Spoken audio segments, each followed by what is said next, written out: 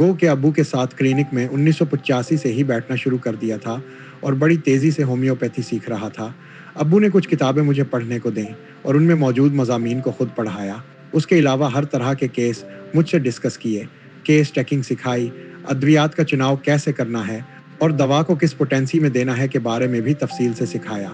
मैं समझता हूँ कि मैंने कॉलेज की 4 साला ज़िंदगी में इतना नहीं सीखा जितना वालिद साहब ने सन 85 से 88 के दरमियान मुझे सिखाया। 3 अगस्त 1988 में जब अबू का इंतकाल हुआ तो उसी दिन से मैंने प्रैक्टिस शुरू कर दी थी, जबकि इस वक्त मैं साल 2 का तालिब इल्म था और Pakistan central homeopathic medical college में ज़ेर तालीम था। मुझे याद है कि मैं रोज़ाना जो मरीज़ देखता था उनके प्रेस्क्रिप्शन लेकर डॉक्टर फुरकान सरमद के पास जाता था और सारे केस उनसे डिस्कस करता था और अपनी तजवीज़ करदा दवाएं डॉक्टर साहब को बताता था। डॉक्टर साहब तवज्जो से सारे केस सुनते थे, अक्सर मेरी तजवीज़ करदा दवाओं की तारीफ़ करते और बाज़ केसों में रद्दो बदल करके दवाएं लिखवाते थे। इसी तरह मैंने इब्तदाई तौर पर क्लिनिक चलाया। डॉक्टर फुरकान सरमद की हौसला अफजाई ने मेरे एतमाद को खूब जला बख्शी। मैं अपने रब का जितना शुक्र करूं कम है, जिसने कदम कदम पर मेरी रहनुमाई के लिए डॉक्टर साहब जैसी शख्सियत से मेरा ताल्लुक जोड़ा। डॉक्टर साहब एक अजीम रूहानी शख्सियत हैं। मैंने तमाम रूहानी उलूम डॉक्टर साहब से ही सीखे हैं। उसकी तमाम तफसीलात इंशाअल्लाह अलग से एक मज़मून में बयान करूँगा।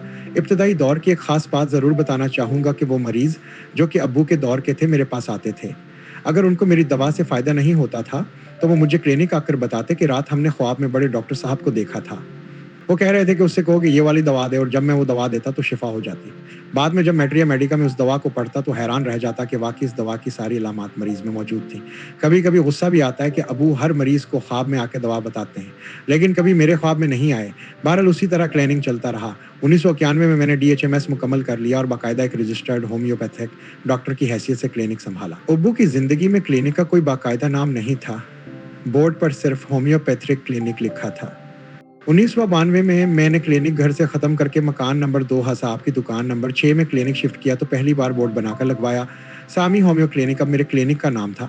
क्लिनिक का ये सफ़र आज तक जारी व सारी है। अल्हम्दुलिल्लाह आज एक मारूफ होम्योपैथिक डॉक्टर के तौर पर जाना जाता हूँ। क्लिनिक के साथ साथ एक फार्मेसी भी कायम की है जिसका नाम लाइफ सिक्योर होम्यो फार्मा है।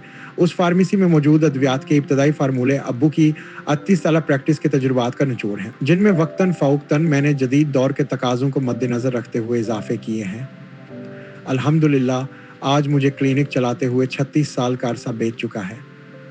यह एहसास मेरे लिए बाइस फ़ख्र है कि मेरे बाद मेरा क्लिनिक अपनी तीसरी पुश्त में मुंतकिल होगा।